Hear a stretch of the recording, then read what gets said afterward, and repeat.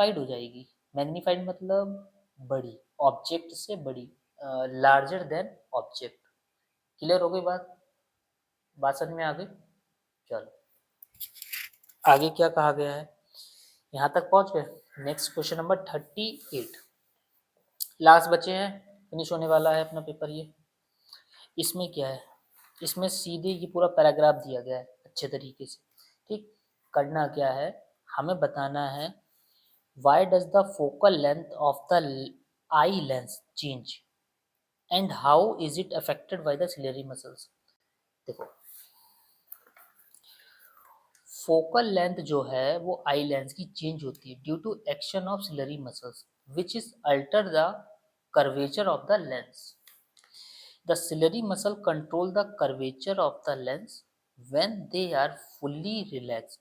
The focal length is maximum when they are strained. The curvature increases and focal length decreases. Curvature बढ़ेगा तो focal length कम होती है inversely. समझ में बात आई? आंसर कैसे लिखा गया?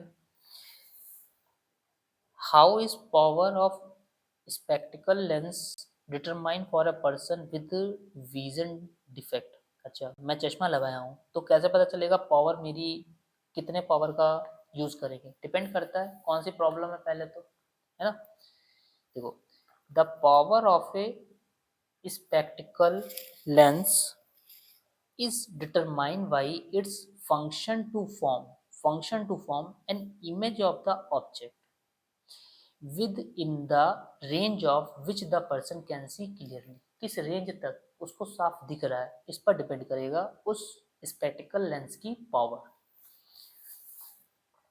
What role do the ciliary muscles play in the function of human eye? अभी ऊपर भी था ये।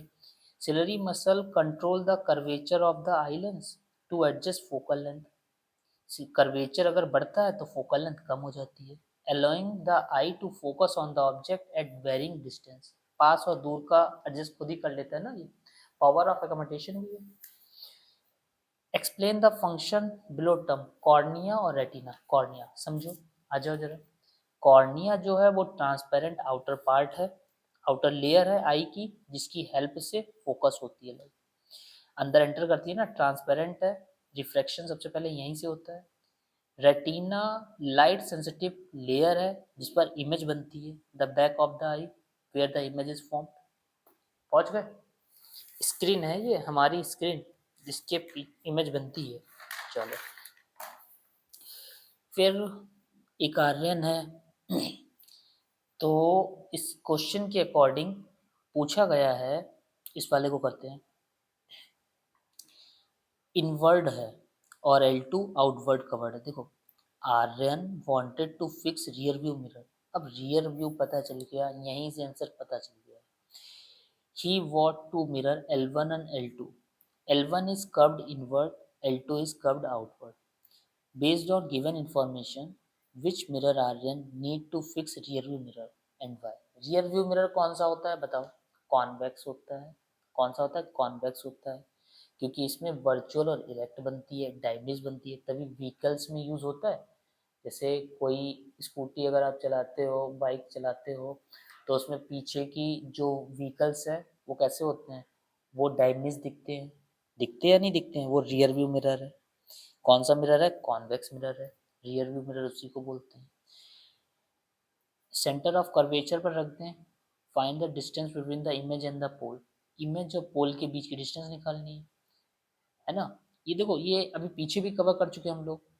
यहाँ तक फिनिश हो गया, कंप्लीट हो गया, पहुँच गए यहाँ तक। अब देखो फोकल लेंथ निकालो। क्या दिया गया है? देखो सब चीज़ें दे दी गई। Magnification of real object 10 centimetre, 10 object 10 centimetre पर लिखा है, मैग्निफिकेशन दी है। अभी जस्ट क्वेश्चन कराइए, देखो जरा। मैग्निफिकेशन दिया है, अभी कराइए वाला, कितना दिया है? 3। ऑब्जेक्ट कहाँ रखा? 10। इस बार ऑब्जेक्ट डिस्टेंस दे दी गई। मैग्निफिकेशन का फॉर्मूला लगाओगे ऐसे ही, क्या निकाल लोगे? इमेज डिस्टेंस निकाल लोगे, वी आ गया, यू दिया है, फोकल लेंथ का फॉर्मूला लगाओगे मिरर का, फोकल लेंथ आ जाएगी। किसमें? पॉजिटिव। सेम ही तो है। कंप्लीट हो गया, यहाँ तक पहुंच गए, पहुंच गए। अब मेरी बात ध्यान से सुनो, समझो। एग्जाम में क्वेश्चन रीडिंग ठीक से करनी है। ये क्वेश्चन दूसरे तरीके से देखो नीचे पूछा गया।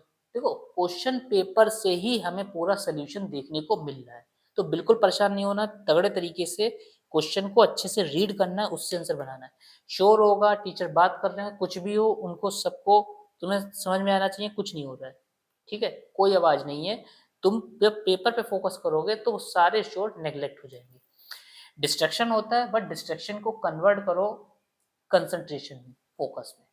अब मेरी बात समझो, कल 24 फ़ेब को मैं जो डाउट मुझे नज़र आ रहे हैं, है ना? जो प्रॉब्लम्स नज़र आ रही है, उसकी मैं क्विक शॉर्ट रिवीजन ट्रिक्स लेके आ रहा हूँ कल, और आंसर शीट राइटिंग का तरीका बताने वाला हूँ। ये 2 चीज़ें कल मैं कवर करूँगा, फिर 25 तारीख को आप पेपर के लिए जाएँगे। कल इसको और देखना है। समझ में बात आ गई? अच्छे तरीके से रिपीटेड जो आंसर नहीं आते वो देख लेना है, नोट कर लेना है। चलो, मिलते हैं कल, तब तक ख्याल रखो, आराम करो, पढ़ाई करते चलो, रिवीजन करते चलो। All the best to all of you.